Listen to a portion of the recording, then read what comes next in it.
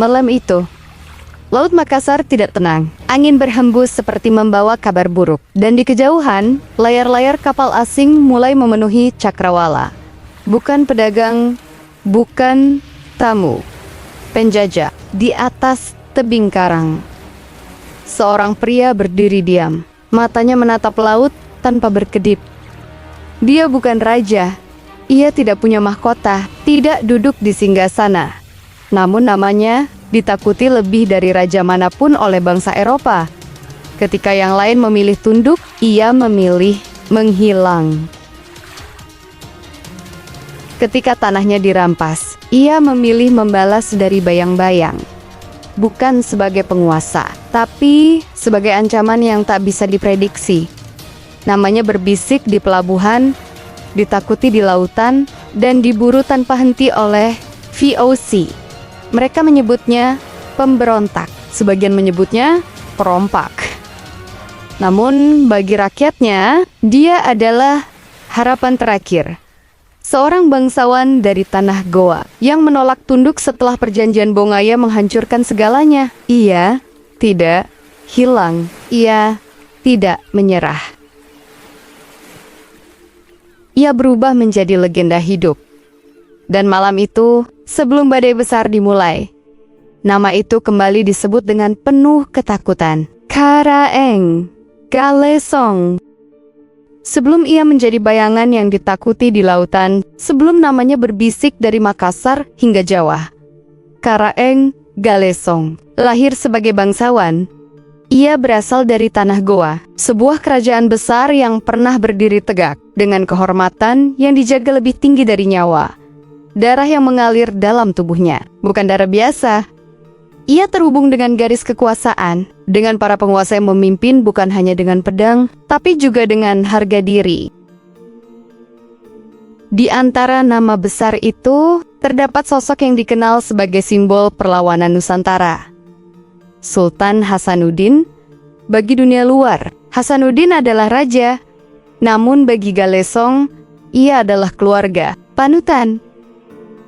Dan mungkin bayangan yang harus ia lanjutkan. Sejak kecil, Galesong tidak dibesarkan dalam kemewahan semata.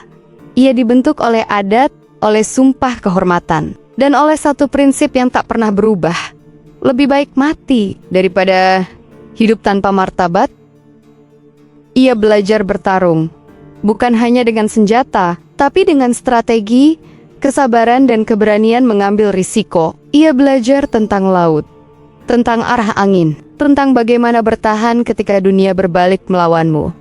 Namun yang paling penting, ia belajar satu hal yang kelak menentukan nasibnya, bahwa menjadi bangsawan bukan tentang kekuasaan, tapi tentang tanggung jawab untuk melawan ketidakadilan. Dan ketika waktunya tiba, ketika tanahnya diinjak dan kehormatan direnggut, Galesong tidak ragu. Ia tidak bersembunyi di balik gelar. Ia tidak berlindung di balik darah bangsawan. Ia memilih jalan yang lebih gelap, lebih berbahaya, jalan yang tidak dipilih oleh semua orang, menjadi perlawanan itu sendiri. Abad ke-17, Nusantara bukan sekadar gugusan pulau. Ia adalah medan perebutan kekuasaan. Rempah-rempah yang bagi rakyat hanyalah hasil bumi, bagi bangsa Eropa adalah emas yang bisa menguasai dunia. Dan di antara semua kekuatan itu, berdiri satu kerajaan yang tak mudah ditaklukkan. Goa, di bawah kepemimpinan Sultan Hasanuddin. Goa bukan hanya kerajaan. Ia adalah simbol perlawanan. Pelabuhan Makassar terbuka untuk siapa saja. Perdagangan hidup, kebebasan dijaga. Namun justru itulah yang membuatnya menjadi target utama VOC. Mereka tidak datang hanya untuk berdagang, mereka datang untuk menguasai. Awalnya, mereka menawarkan kerjasama, perjanjian, janji manis. Namun di balik semua itu, tersimpan rencana besar, monopoli. Ketika Goa menolak tunduk, perang pun tak terelakkan. Langit Makassar berubah gelap, bukan karena badai, tapi karena asap perang. Meriam-meriam ditembakkan tanpa henti, benteng runtuh satu persatu, dan laut yang dulu membawa kehidupan, kini membawa kapal-kapal kematian. perang itu mencapai titik paling menentukan ketika Goa dipaksa menandatangani perjanjian Bongaya, sebuah perjanjian yang bagi VOC adalah kemenangan, namun bagi Goa adalah luka yang tak pernah sembuh. Isi perjanjian itu bukan sekadar politik, ia adalah penghancuran sistematis. Pelabuhan dikendalikan VOC, benteng dihancurkan, kekuatan militer dilemahkan, kebebasan diambil perlahan, dan yang paling menyakitkan, sebuah kerajaan besar dipaksa tunduk di tanahnya sendiri. Sebagian memilih bertahan, sebagian memilih diam. Namun tidak semua bisa menerima kenyataan itu. Di antara puing-puing kehancuran, lahir amarah yang tidak bisa dipadamkan. Amarah itu tidak berbentuk kerajaan, tidak berbentuk pasukan resmi, melainkan sesuatu yang lebih berbahaya, perlawanan tanpa aturan. Dan dari sinilah kisah Karaeng Galesong benar-benar dimulai. Setelah kekalahan itu, Goa tidak lagi sama. Pelabuhan yang dulu ramai, kini sunyi. Benteng yang dulu kokoh, tinggal puing. Dan di antara semua yang tersisa, ada satu hal yang tidak ikut hancur. Perlawanan. Karaeng Galesong melihat semuanya. Ia menyaksikan kehormatan yang direnggut, tanah yang dikuasai, dan rakyat yang dipaksa tunduk. Ia bisa saja tinggal menjadi bangsawan yang patuh, hidup aman dalam dunia yang sudah dikendalikan VOC. Namun, itu bukan jalan yang ia pilih. Suatu malam, tanpa upacara, tanpa pengumuman, ia meninggalkan Goa. Bukan sebagai pelarian, tapi sebagai api yang belum padam. Ia tidak membawa pasukan besar. Tidak ada bendera, tidak ada kerajaan. Hanya segelintir orang setia dan satu tujuan: melawan dengan cara apapun.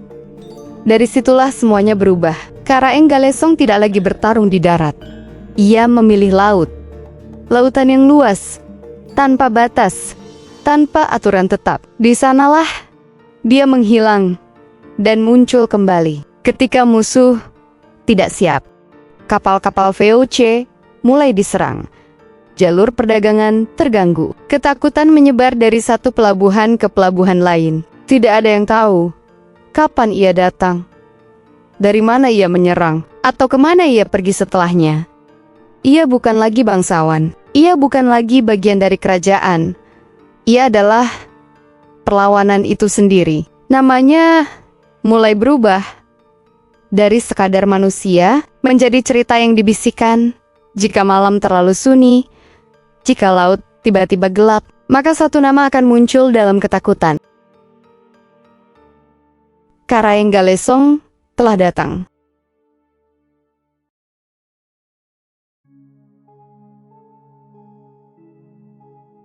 Di lautan, Karaeng Galesong hampir tak terkalahkan. Ia tidak menyerang dengan jumlah.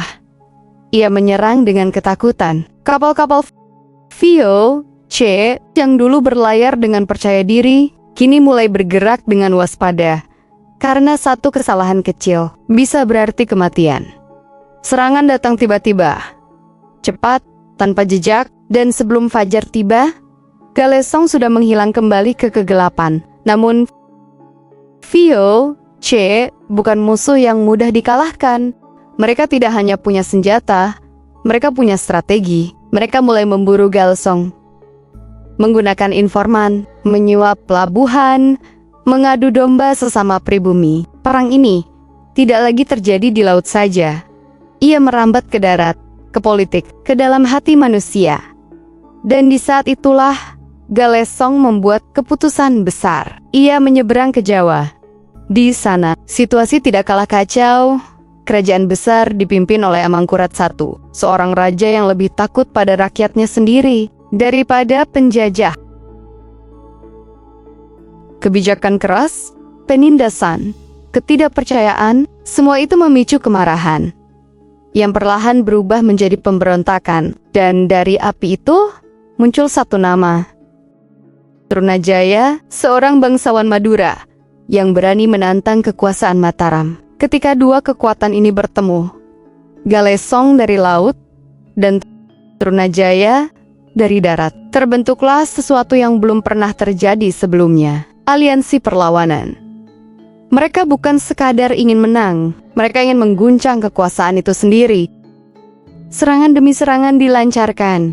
Kota-kota jatuh, kekuatan Mataram mulai runtuh dari dalam. Istana yang dulu megah, kini dipenuhi ketakutan. Namun di balik semua itu, VOC melihat peluang. Mereka tidak memihak, mereka memanfaatkan, mendukung satu sisi, hanya untuk menghancurkan keduanya.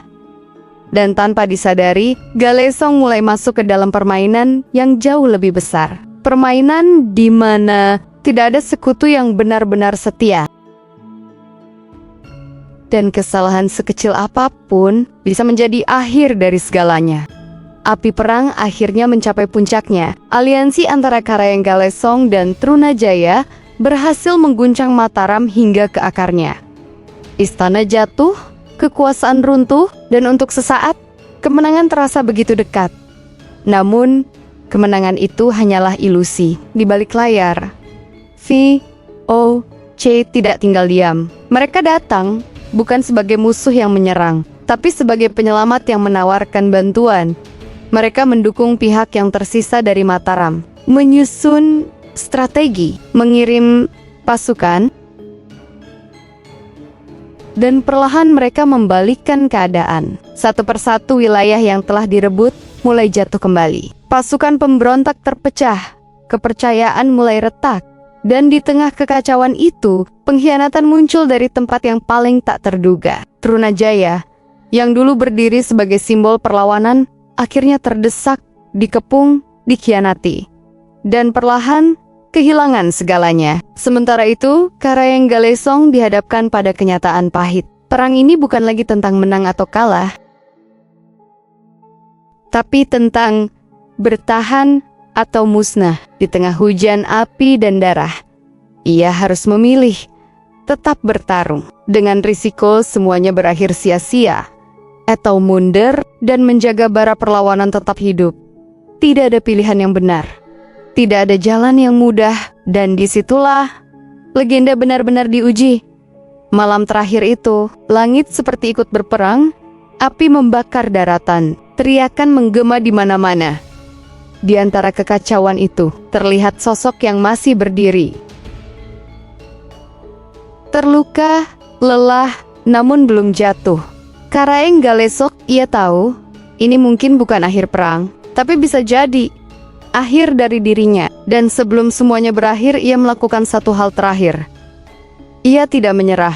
Ia menghilang bukan sebagai pelarian, tapi sebagai strategi terakhir. Karena selama ia masih hidup, perlawanan tidak akan pernah benar-benar mati. Dan sejak malam itu, tidak ada yang benar-benar tahu kemana Karaeng Galesong pergi. Sejarah tidak selalu hitam dan putih. Ada yang ditulis, ada yang sengaja dilupakan, dan ada yang berubah menjadi legenda. Kisah Karaeng Galesong hidup di antara keduanya. Dalam catatan kolonial dan kronik lokal, nama Karaeng Galesong bukan sekadar cerita. Ia benar-benar ada, seorang bangsawan dari Goa yang menolak tunduk setelah perjanjian Bongaya. Ia meninggalkan tanah kelahirannya dan memimpin perlawanan dari laut. Dalam arsip Foch, namanya muncul sebagai ancaman nyata, bukan karena jumlah pasukannya, tapi karena cara ia berperang. Ia tidak mengikuti aturan. Ia tidak bisa diprediksi. Dan yang paling penting, ia tidak pernah benar-benar bisa ditangkap. Lebih jauh lagi, sejarah mencatat bahwa ia terlibat dalam pemberontakan Trunajaya bersama Trunajaya. Ini bukan legenda, ini adalah fakta. Karaeng Galesong adalah bagian dari salah satu konflik terbesar di Jawa saat itu. Namun tidak semua tentang Galesong bisa dijelaskan oleh sejarah. Di pesisir, di antara nelayan, di antara cerita malam, namanya tidak hanya disebut sebagai manusia, tapi sebagai sesuatu yang lebih. Ada yang bilang, ia bisa muncul dan menghilang seperti kabut. Ada yang percaya ia menguasai laut, seolah ombak sendiri melindunginya. Bahkan ada cerita yang mengatakan Karaeng Galesong tidak pernah mati. ia hanya menghilang, menjadi bagian dari laut, menjadi bayangan yang tetap mengawasi. Menunggu waktu untuk kembali. Jadi, mana yang benar? Sejarah memberi kita fakta, legenda memberi kita makna. Mungkin Galesong tidak benar-benar menghilang secara gaib. Namun, cara ia bertarung, cepat, tak terdeteksi, tanpa jejak, membuatnya terasa seperti tidak tersentuh. Dan dalam dunia yang penuh ketakutan, sesuatu yang tidak bisa dijelaskan akan selalu berubah menjadi mitos. Dan sampai hari ini, jika kamu berdiri di tepi laut dalam malam yang terlalu sunyi, dan angin tiba-tiba berubah arah, beberapa orang masih percaya itu bukan sekadar angin, tapi jejak dari seseorang yang tidak pernah benar-benar pergi ke Karaeng Galesong. Perang itu memang berakhir. Pemberontakan dipadamkan, kekuasaan kembali direbut, dan VOC semakin menguat di Nusantara. Namun ada satu hal yang tidak pernah benar-benar mereka menangkan. Jiwa perlawanan. Karaeng Galesong mungkin tidak tercatat sebagai raja besar. Namanya tidak diabadikan dalam istana megah. Namun jejaknya menyebar. Diam-diam dan jauh lebih dalam. Di laut ia menjadi simbol bahwa kekuatan tidak selalu datang dari jumlah. Di darat, ia menjadi bukti bahwa kekuasaan tidak selalu berarti kebenaran. Dan dalam sejarah, ia menjadi pengingat bahwa ada orang-orang yang memilih melawan meski tahu mereka mungkin tidak akan menang. Tentang akhir hidupnya, tidak ada yang benar-benar pasti. Beberapa catatan menyebut, ia gugur dalam konflik setelah runtuhnya kekuatan Trunajaya. Namun tidak sedikit yang percaya, ia tidak pernah benar-benar mati. Ia hanya kembali ke laut, menghilang bersama ombak, menjadi bagian dari sesuatu yang lebih besar dari dirinya sendiri. Dan mungkin itulah yang membuatnya abadi. Bukan karena ia menang, bukan karena ia berkuasa, tapi karena ia memilih satu hal yang tidak semua orang berani lakukan: tidak tunduk. Jika suatu hari kamu berdiri di tepi laut, dan angin tiba-tiba terasa berbeda, lebih dingin, lebih berat, mungkin itu bukan sekadar alam. Mungkin itu adalah sisa dari cerita lama yang belum benar-benar selesai. Karena legenda seperti Karaeng Galesong tidak pernah benar-benar berakhir. Mereka hanya menunggu untuk diceritakan kembali. Tidak semua cerita sejarah benar-benar selesai. Beberapa hanya berhenti diceritakan. Dan mungkin Karaeng Galesong hanyalah satu dari sekian banyak kisah yang belum sepenuhnya terungkap. Kalau kamu merasa cerita seperti ini terlalu hidup untuk sekadar legenda, mungkin masih banyak bagian sejarah yang belum kita dengar, dan bisa jadi kisah berikutnya akan lebih mengejutkan dari ini. Jadi sebelum cerita berikutnya dimulai, pastikan kamu tidak ketinggalan. Kadang cerita seperti ini tidak datang dua kali, dan yang tahu kelanjutannya biasanya hanya mereka yang masih menunggu.